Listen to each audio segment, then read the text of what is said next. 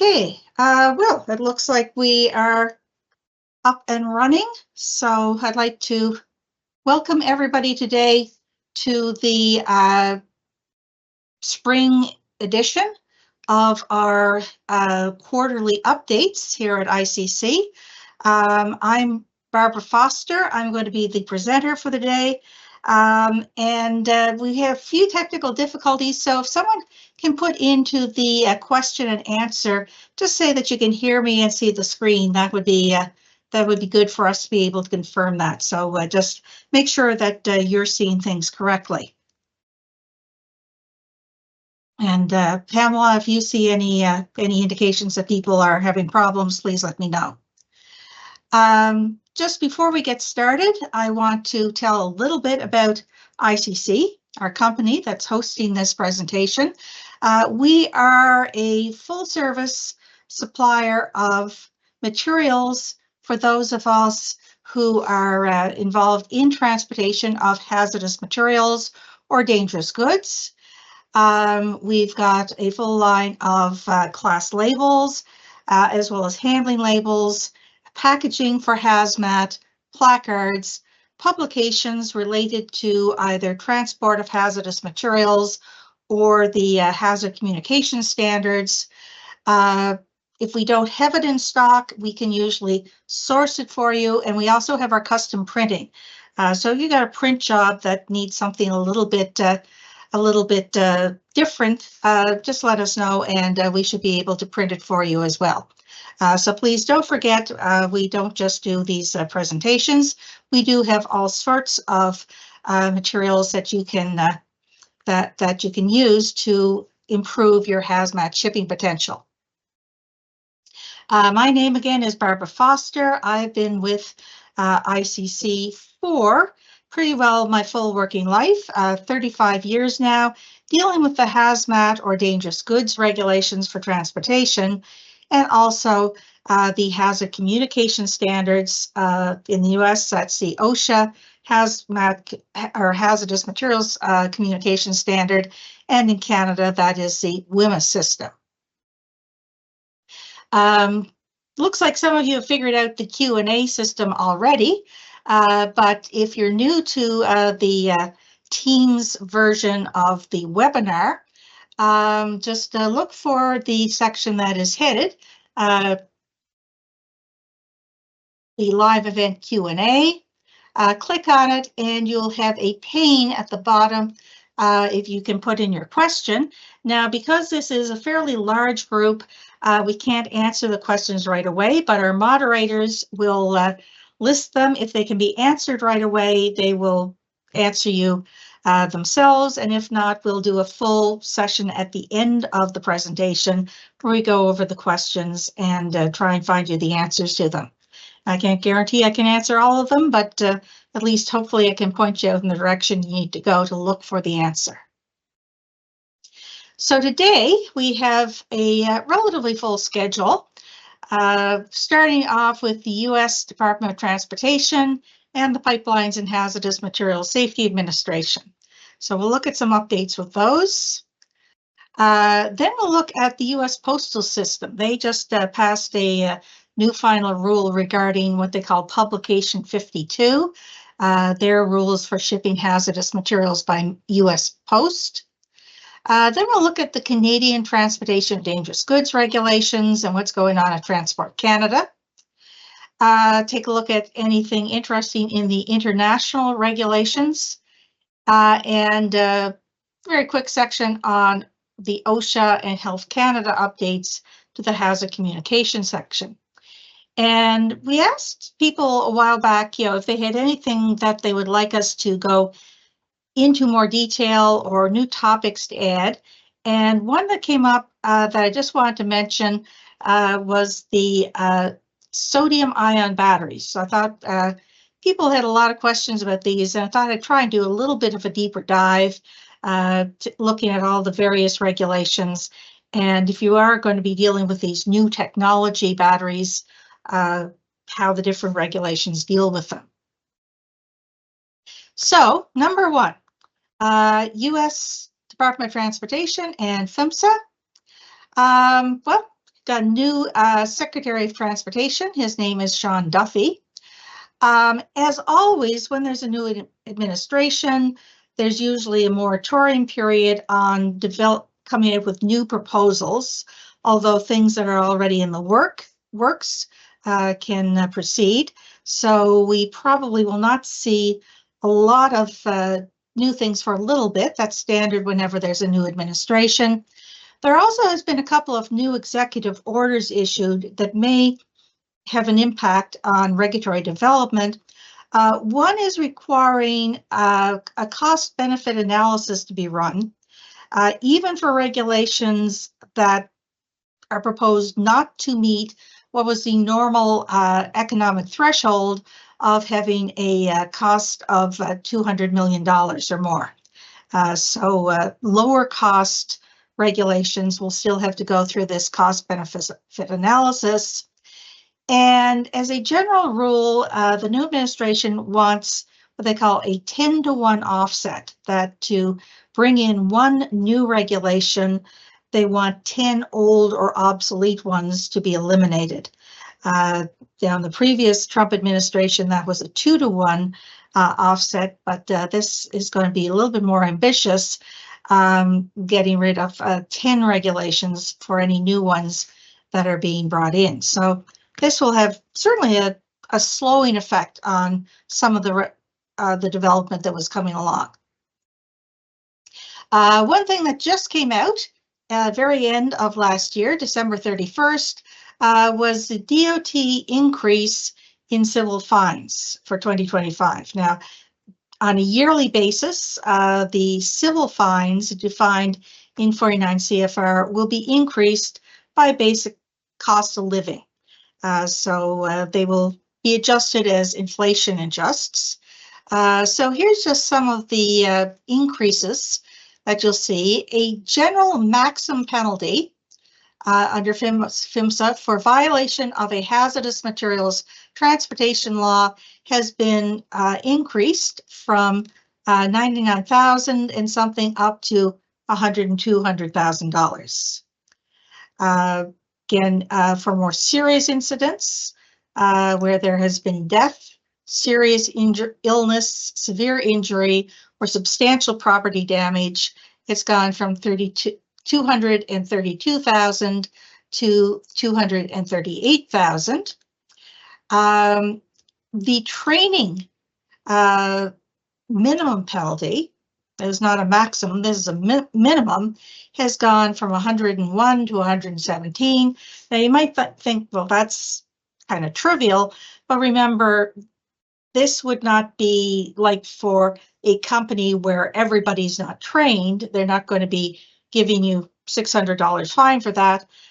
They are going to be assessing this per employee and possibly per day that each employee is doing a hazmat function. So this would be a very granular amount that would have to be multiplied by the employees by the number of hazmat functions they've done or the days that they've been active. Maximum penalties, again, are the same as the general ones for violating hazmat transportation law, going from $99,000 up to $202,000. Then the individual departments will have their own penalties, such as the Federal Motor Carriers Safety Administration. Again, they have our basic $99,000 up to $102,000 per violation, and more serious penalties, again, more serious fines there. The Federal Railway Administration minimum rail safety penalty was last year 1,086, goes up to 1,114. Ordinary maximum rail safety penalties from 35,500 up to 36,500 approximately, and so forth. And again, our maximums based on the civil are the same as the general DOT ones. FAA, and so the FAA and this is FAA and also pipelines. So again, as you can see, maximum penalties, we are normally going to be up over $100,000 for the maximum penalty for the first time. So just keep that in mind, that it is still important that we comply with the hazmat regulations. One thing that always comes up really at the start of each UN cycle is the fact that the US regulations are based on the UN recommendations on the transport of dangerous goods, and they get updated on a fixed 2-year cycle. The US regulations and also Canadian regulations do not follow a fixed cycle. As I've just mentioned in previous slides, a new administration can slow things down as they sort of reorganize and try and figure out what their priorities are for the next 4 years. So PHMSA has usually taken the approach that when there's a new cycle and the international air and ocean regulations will be updated, PHMSA has to do something to allow shipments by air and ocean to follow the new rules. Otherwise, it could become extremely difficult. So last December, PHMSA issued what they call a Notice of Enforcement Policy. And we've got a link to it if you want to take a look at it. But it's talking about using the 2025-2026 editions of, for air, the ICAO technical instructions. And of course, as a practical matter, most people don't use ICAO. They work from the IATA Dangerous Goods regulations, but it is based on the ICAO technical instructions. And if you're going internationally by marine, we've got the International Maritime Dangerous Goods Code. So, for example, they have new things such as the entries for sodium-ion batteries in those documents. And this Notice of Enforcement Policy will basically allow you to use those for shipments by air and internationally by ocean. The letter says they will continue to evaluate whether to include updates corresponding to the changes into future amendments to 49 CFR. Again, some of these will probably be rubber stamped. They did have that they were doing some studies on the sodium-ion batteries to determine that the UN system for these would be considered safe in the United States. So there is actually some work just to verify that if the change is not safe, it would not be authorized in the United States in future. But they will not take enforcement action against offerers of hazmat or carriers of hazmat who use the new descriptions in the 2025 to 2026 international regulations for shipments leaving or entering the United States or being transported domestically according to the ICAO technical instructions. Now, keep in mind that this is ICAO and the IMDG code. It does not apply to road and rail. So that is something that, you know, maybe if you were coming across a serious issue, for example, you did want to get into shipping sodium-ion batteries, but you wanted to ship them domestically by highway or rail, you may be able to get a permit to allow you to use the new descriptions until PHMSA has officially recognized them for all modes. For those of you in the trucking industry, in the United States, there is a new bill that just became law December 23rd, the Transportation Security Screening Modernization Act. And that is designed to cut redundancy or overlap between the Transportation Worker Identification Credential, or TWIC card, and the Hazardous Materials Endorsement, HME programs for basically security background checks for people who are getting involved in transporting hazardous materials. Previously, these were two separate programs. So if you wanted to be involved in both of them, you would have to make two applications, go through two in-person appointments and interviews to get two cards that basically say you have passed the background security checks and are okay to carry hazardous materials. So what they're going to do is allow you to just make one application, pay one fee, do one appointment, and you'll be approved for both of them. Next, we have the U.S. Postal Service. USPS has its own publication on rules for carrying hazardous materials. Now, they can't allow you to break 49 CFR, but they could have additional requirements for hazmat going by mail. Some they may not accept at all, others they might have extra requirements. So this document that covers these is called Publication 52. And they last year I was doing this presentation, I was talking about them having a proposed rulemaking on this. Well, the proposed rulemaking has gone through, and we now have a final rule published in the Federal Register on January 27th of this year. Some of the, or before we get there, it will become effective on January 27th. Some of the significant things you'll find in this rule: if you are posting hazmat, there will be a requirement that outer packaging must be a certain berth strength or pass an edge crush test. These are two equivalent ways of verifying how strong your box is. So if your hazmat package will be 20 pounds or less, if you do the burst test, it must survive at least 200 pounds, or it must survive a 32 edge crush test minimum.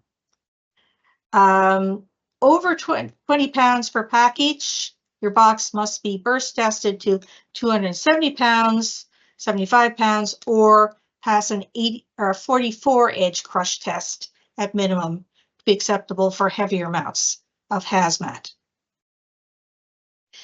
If you're shipping equipment with lithium batteries installed, so something like, for example, a computer, a cell phone, electronic watch, GPS or something, they did say these could be shipped in padded or polyethylene bags, but the inner containers must be able to pass a 1.2 meter drop test without damage to the batteries. Now, in the proposed rule, that was 1.7 meters, but apparently they got talked down a little bit to 1.2 meters. And if you're shipping what they call other non-regulated toxic materials, for example, you might have a consumer pesticide that does not meet the requirements of being classed as 6.1 toxic for transportation. It could be, just something that you don't want people to swallow. It could be an irritant or whatever. For these, there are some basic rules. But the new rule says that shippers may use rigid outer packagings with the same edge crush test requirements as for hazmat. So you could have, say, an insecticide that was not a poison officially for transporting dangerous goods, but you would have to use a package that passes the same basic strength testing as required for this rule, even if it doesn't have to be a UN specification packaging. So remember, of course, this is just if you're mailing these products. It would not apply to non-mail related transport. So the packaging must be able to withstand normal transit and handling that you anticipate during a mail shipment. And there are special rules in publication 52 for liquids. Section 451.3a We'll talk about that. So if you're shipping a liquid that qualifies as a non-regulated toxic material, you would still have to meet these requirements for liquid hazmat in order to be able to mail them. So that is what's going on in the US. Canada is also kind of in a state of flux as we anticipate there may be a federal election sometime probably earlier rather than later. So currently the Minister of Transportation is a lady named Anita Anand. Again, not probably too much likely to come out as a final rule in the immediate future because of the upcoming federal election. Something that I found rather interesting is apparently Transport Canada is planning on reworking the way the organization is arranged, particularly with regards to the Dangerous Goods Directorate. And according to a recent presentation, they say they have lots of work ongoing, although they didn't go into a lot of detail about what this work was actually going to address. These are just some other staff. If you're looking for people to contact, these are the people head of various branches in Transport Canada. You notice that they are all acting directors because Transport Canada's fiscal year starts April 1st, and people will be made more final likely after that date. Right now, everyone is in an acting position as they await their reorganization. So their reorganization or restructuring is intended to improve oversight and streamline core functions, and to improve coordination with the mode-specific dangerous goods oversight.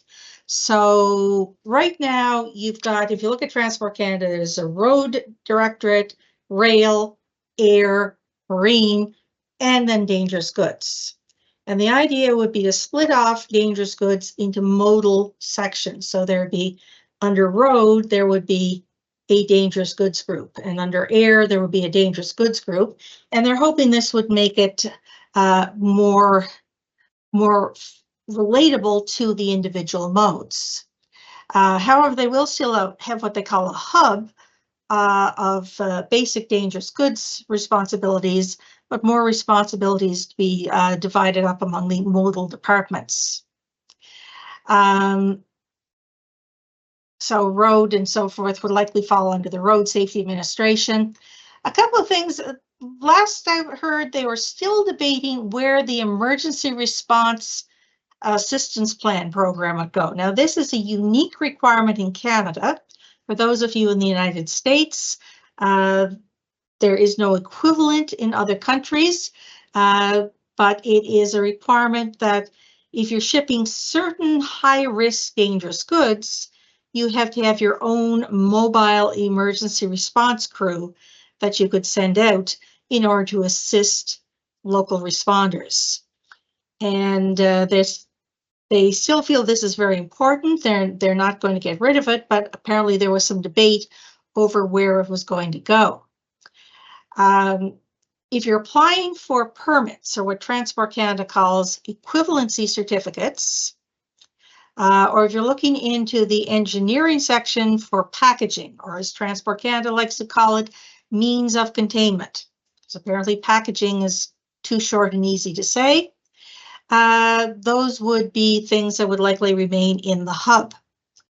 And I say the goal for this is to at least get it started on April 1st, start of the Transport Canada's new year. Although, again, with a federal election, even if the overall governing party doesn't change, there is likely to be a pause for reviewing what people are doing and seeing whether we want to keep going in the same direction or try something different. So this is something that is likely to be found in future, but again, might be with a different government person in charge of it, they might go in a different direction. A reminder for those of you shipping railway tank cars, the Canadian standard for railway tank cars, TP 14877, starting after the Lac-Mégantic disaster, planned to phase out using Class 111 tank cars, as well as enhanced versions of these tank cars from being used to transport Class 3 flammable liquids. Now, this is aimed primarily at Class 3, not all hazmat, but a legacy or enhanced Class 111 tank car will not be allowed to be used for flammable liquids as of May 1st of this year. And it applies to both the jacketed and unjacketed types of tank cars. Now, this has been in the works for a long time, but just a warning that the transition period is finally coming to an end, and people should have, if you use these type of tank cars for flammable liquids, you should have been working on developing or arranging for alternatives. Something that has been an issue the past couple of years is the Client Identification Database, or CID. This would involve companies in Canada who offer or handle or transport dangerous goods to register with Transport Canada. Now, unlike the registration requirements in the United States, there is not currently a fee for this. And it can all be done online, so it is a relatively low impact requirement, but it came out in October of 2023. You had a 1-year transition period to October 2024, and as you've noticed, we are now in 2025, so everybody should have registered, which means, of course, a lot of people have not yet, but from what I've heard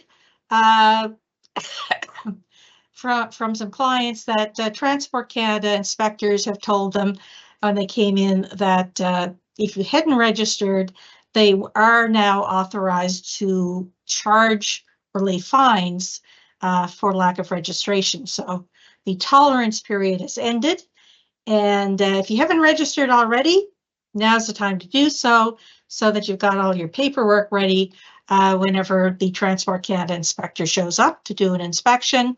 Again, the access to the database and a lot of guidance materials can be found on Transport Canada's website. They've got pages specifically about this, as well as an online portal. And I've worked with people doing the registration. It's really relatively straightforward. You just have to basically tell them who you are, have a couple of people identified as contacts if they need to get in touch with you regarding anything, what your sites are, and tell them what classes you ship and what mode of transports or what modes of transport you use. Keep in mind that if you're shipping under any of the special cases, other than special case 1.16, you are exempted from having to register, but most people don't just ship limited quantities. They may ship a mixture of exempted materials and fully regulated. So any fully regulated, you need to get your registration done if you haven't done so already. Another thing, if you need some guidance, Transport Canada often gives nice little guidance pages on various topics. Oops. One that they've come out with recently is what to do if you break or spill a mercury thermometer. Now, mercury has been replaced in a lot of areas, but there still are mercury thermometers around. So you've got a small spill of mercury. Here's how you go about cleaning it up and disposing of the waste.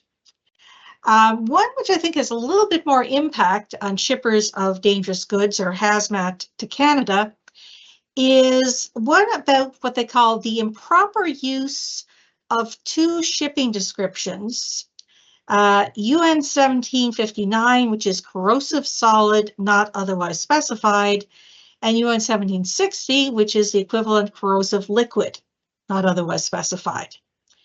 Now, these shipping names are very old. They've been around pretty well since the UN system started, and they've always been a catch-all for corrosives that can't be put anywhere else.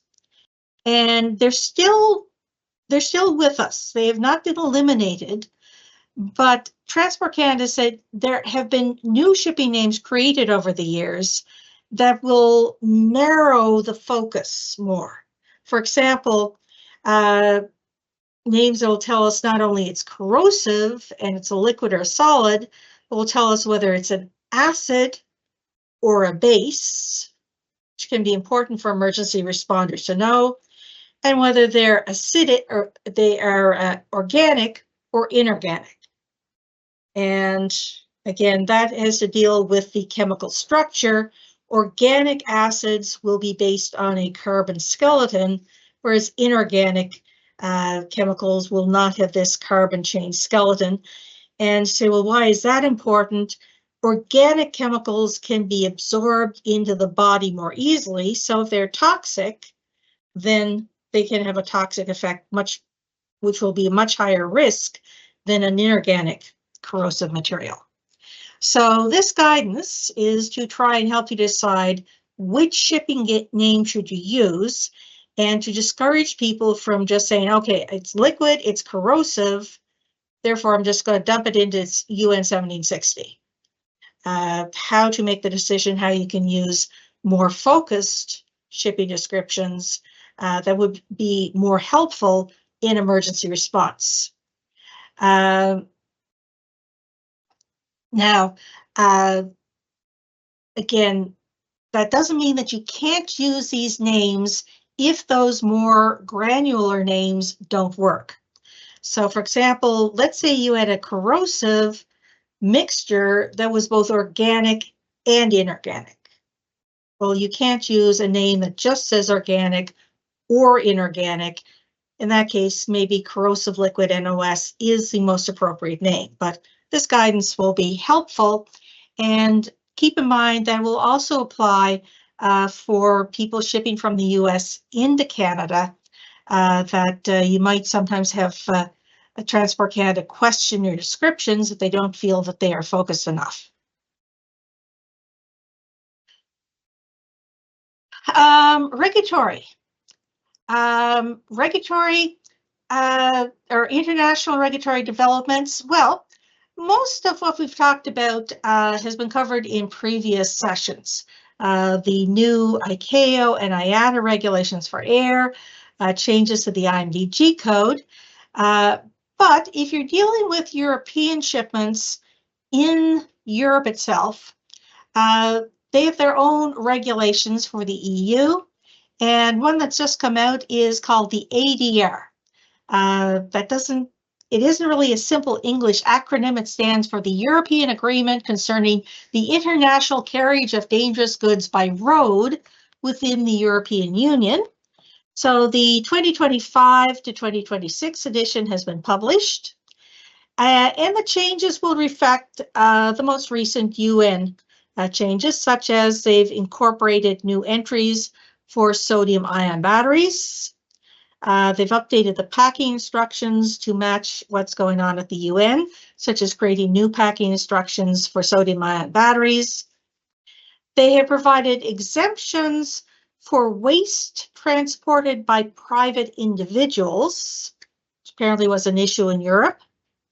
Revised definitions for things like recycled plastics. The UN, I guess as part of an environmental initiative, has tried to encourage developing safe packaging for dangerous goods made of recycled plastics, which, again, there's been concern with. It may not be as safe as totally new plastics, but it would be much more environmentally friendly if we can use recycled plastics. Also, things for explosives or pyrotechnic effects and more. There was a number of issues such as new special provisions and bulk packaging for carriage of asbestos. So if you're into asbestos in Europe, these are some things to take a look at. OSHA and WMIS, things seem to have settled down pretty much since they've made the amendments in both the United States and Canada regarding incorporating new elements from the 7th revised edition of the GHS. But keep in mind that if you're in the United States, there are some implementation dates to keep in mind. This came effective July 19th last year. If you manufacture or sell a chemical substance, basically a pure chemical, your HazCom must be updated to the revised system by January 19th, 2026. So that'll give you a little less than a year.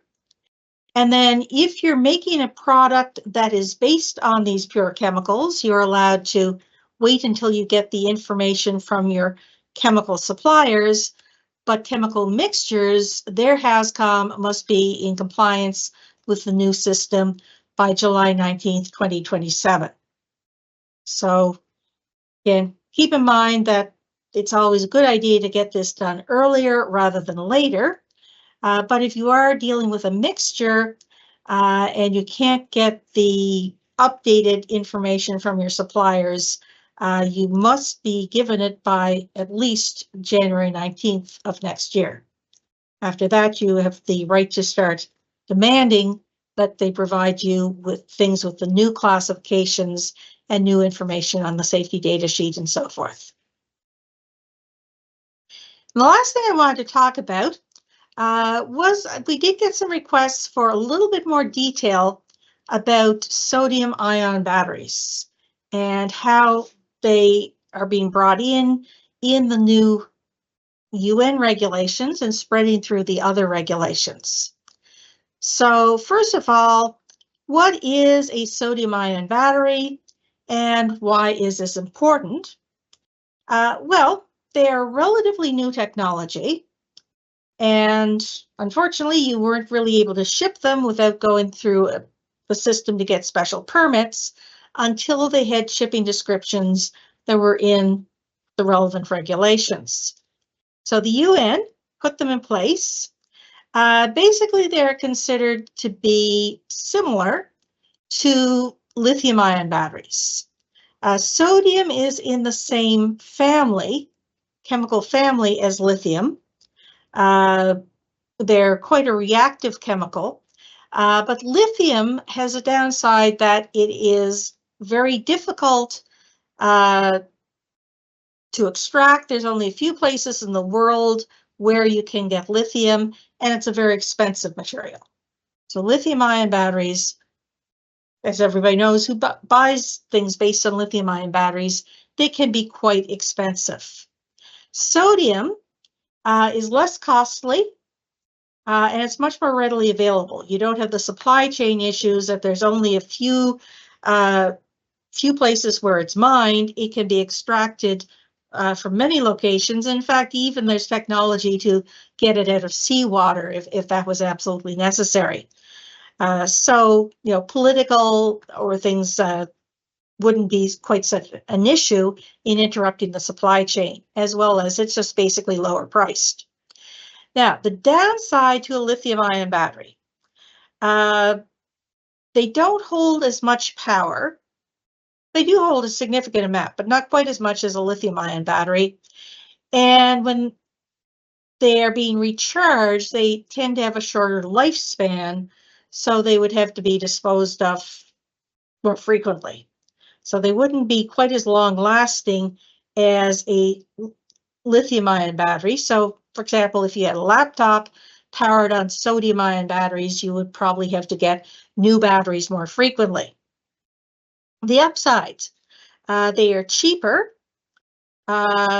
Used batteries are easier to recycle, and they are, well, they're still not a zero fire hazard. They're less likely to catch fire spontaneously compared to lithium-ion batteries. So there's a safety benefit to sodium-ion batteries as well.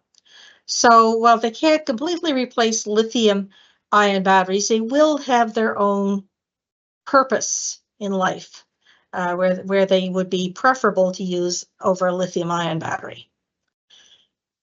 So they were first brought in the UN model regulations in revision 23 for 2023, with new shipping descriptions to cover them.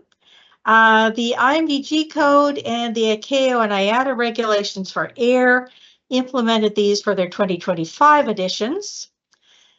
Keep in mind that the national authorities in North America, PHMSA in the United States and Transport Canada, have not yet officially put them in their regulations, but there are workarounds. As I mentioned earlier, PHMSA has issued they have issued their notification on enforcement that would apply to shipments going by air or internationally by ocean, where you can use shipping descriptions that are in ICAO or in the IMDG code. And in TDG, they're not yet incorporated, but there is a section in TDG, in the Transportation Dangerous Goods Regulations Canada, section 2.2 bracket 4, that says you are allowed to use shipping descriptions in the current UN recommendations or IMDG code or ICAO technical instructions if Transport Canada does not forbid them for transport.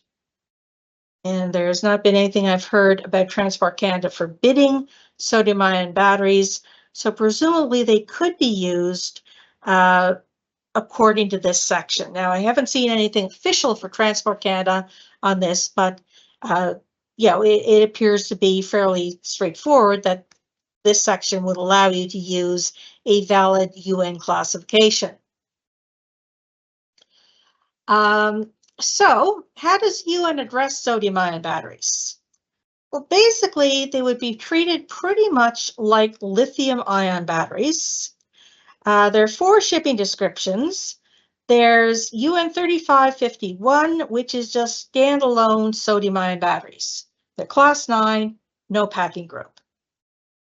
UN 3552 can be used for either sodium-ion batteries contained in equipment or sodium-ion batteries packed in the same outer package with the equipment they're going to power, but not installed. That's just called packed in equipment. And then there's an entry for vehicles, sodium-ion battery powered, so they would be running on sodium-ion batteries as opposed to lithium-ion batteries. So very much similar to the way lithium-ion batteries are broken down. For low-powered sodium-ion batteries, it will again treat them very much like lithium-ion batteries, but they would allow to be shipped as low-powered if they're not over 20 watt-hours per individual cell. So if you had like a sodium-ion AA or AAA cell, it can be shipped as low-powered if it's not over 20 watt-hours.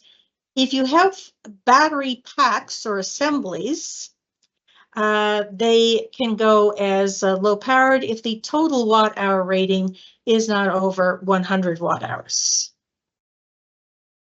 Under the IMDG code, they refer you to the same exemption that's used by lithium-ion batteries, special provision 188.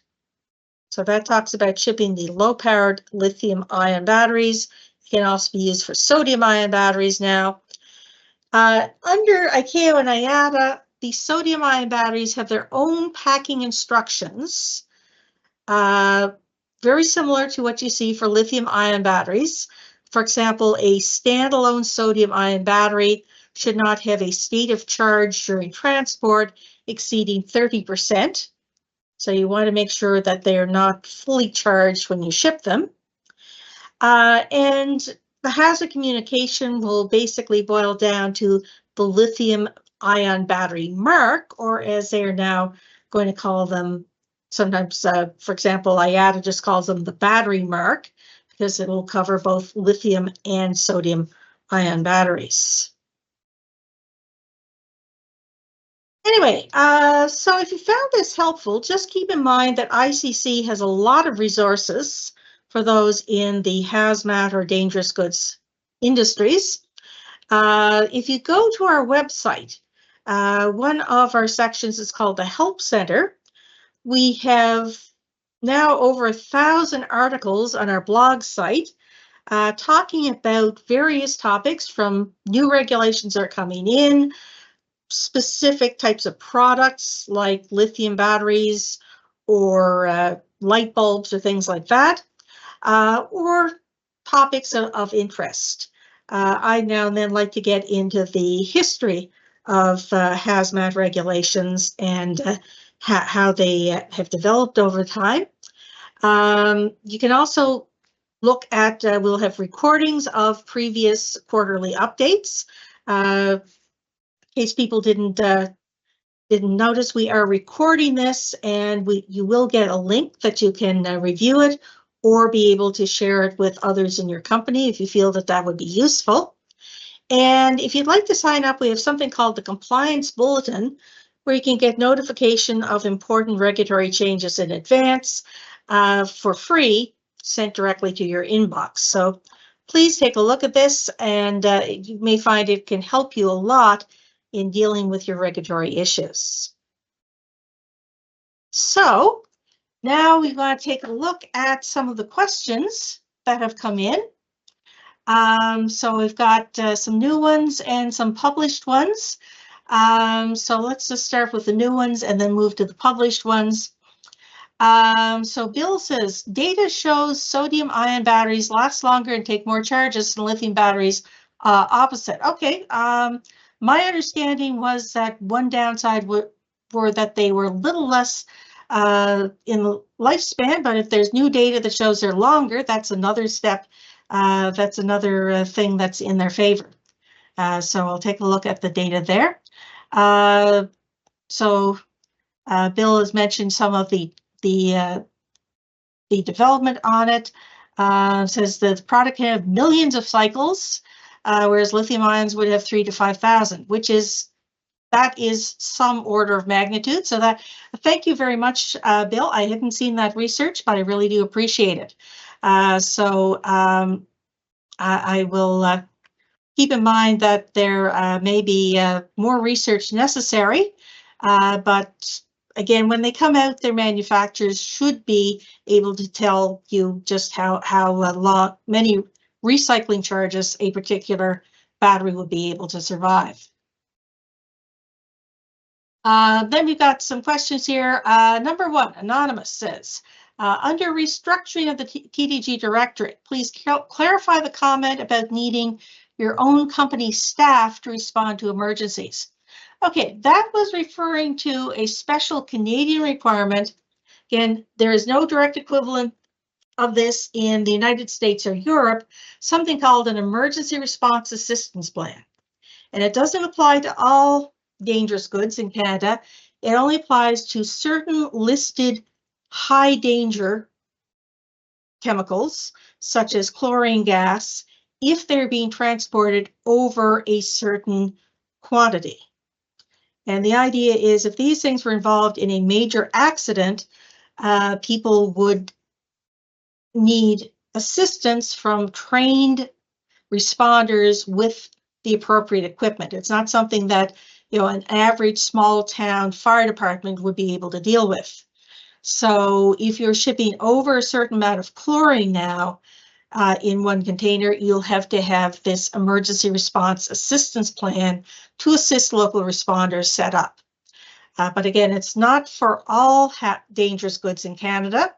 And even if your product is listed, normally you have to be shipping it above a certain quantity, maybe 1,000 liters or 3,000 liters, before it becomes mandatory for you to have this ERAP. So hopefully that explains it a little bit more.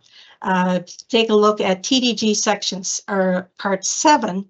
It talks all about emergency response assistance plans. Then we got a question for David Cox. Good one. Says, will the UN numbers 1759 and 1760 be phased out in preference to the more detailed ones, such as corrosive liquid, acidic, organic, NOS? And I don't think they will, because there are some products that just cannot be put into the more specific entries. Again, it requires that you know whether the product is acidic or basic, and organic or inorganic. And you can very well have a corrosive that is a mixture of organic and inorganic materials, or might be corrosive, but not actually significantly acidic or basic. In that case, you're going to need that basic catch-all name like corrosive liquids NOS or corrosive solids NOS. But what they're trying to say is just don't go to that as your first choice. See whether any of the more detailed descriptions would be a better choice, and giving you guidance how to make that decision. But they're not going to get rid of those 2 UN numbers. There'll always be a need for them for the things that you just cannot categorize any further. They're just corrosives and they're liquids or they're solids, but you can't break it down any further. Okay, then we've got one that says, in previous webinars, it was mentioned that the telephone number will normally no longer be required on the lithium battery marks. Do you know if we still require the phone number on the lithium battery marks at this time? Okay, they are optional right now under the IMDG code and the IATA system. So if you're shipping under those regs, they make the telephone number optional.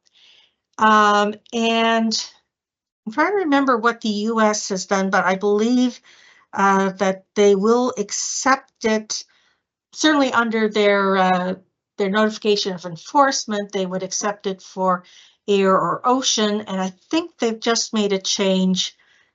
I can't remember off the top of my head, but something's telling me that, yeah, they will accept the lithium battery mark without the telephone number in the United States. The holdout is Canada, which has not addressed this to any degree. So right now I'm recommending Canadian shippers who may ship by ground to keep the telephone number on, but be prepared to remove it because the UN has planned to get rid of it by 2027. And that's not leaving Canada an awful lot of time as wiggle room. So they're going to have to do something, or else lithium battery shipments are going to become very complicated because of whether or not you need this number on the mark. If the air regulations are saying you can't have it, and the ground regulations are saying you must have it, obviously that's going to be a problem. Something that I did forget to mention is there was a publication issue, or a notification issued by IATA telling people who are doing cargo acceptance, not to get too concerned about minutia. And I could see for something like that saying, well, a telephone number on the label really doesn't hurt. It's not making things less safe, but I would say there is a likelihood that when IATA says no more telephone number, you can get shipments refused if there is a telephone number on the label. So hopefully the national regulations will be updated. And I just can't remember what the US has done recently, but something is telling me that they did have some sort of provision that will allow you to leave the telephone number off the mark. Just Canada was kind of the holdout that hadn't addressed it yet. Then we've got, okay, more questions. Kelly says, considering the UN 1760, we've been using it when we have a mixture of both organic and inorganic chemicals in a manufacturing product. Would that be correct to use it still? Yes, it would. That would be perfectly correct to use it if it cannot be put into organic or inorganic, because it's got both, or it's neither acidic nor alkaline. So let's see whether we can get rid of some of these and get some new questions up. Do you have any details regarding updates to packaging requirements according to ADR for shipments within EU? And when would those changes become mandatory? Again, I don't have a lot of details on the ADR. Again, it would be, you'd have to look up your product and see whether there'd been any change to the packing instruction. And again, if you hadn't seen any changes to the instructions for IMDG or IATA, it would be likely there would be no relevant changes in the ADR. But again, it's something that you'd have to look up on a product by product basis to see what the changes would be. And again, if you're not selling into Europe, this is not really an issue, but it is an issue, obviously, if Europe is one of your markets. Okay, regarding USPS, is this lithium metal or lithium ion or both? Presumably that is. Let's see if we can get back there. Take a look at USPS. To my knowledge, it is both lithium metal and lithium ion installed in equipment, but again, I'd have to look, now that you've asked the question, I'd like to look at publication 52. Certainly don't rely on my memory, but to my knowledge, it would be for either lithium metal or lithium ion batteries. Both of them could use this bit of going in padded bags rather than necessarily in rigid boxes. So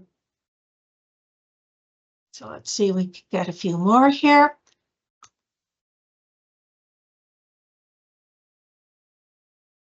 And some of these off here.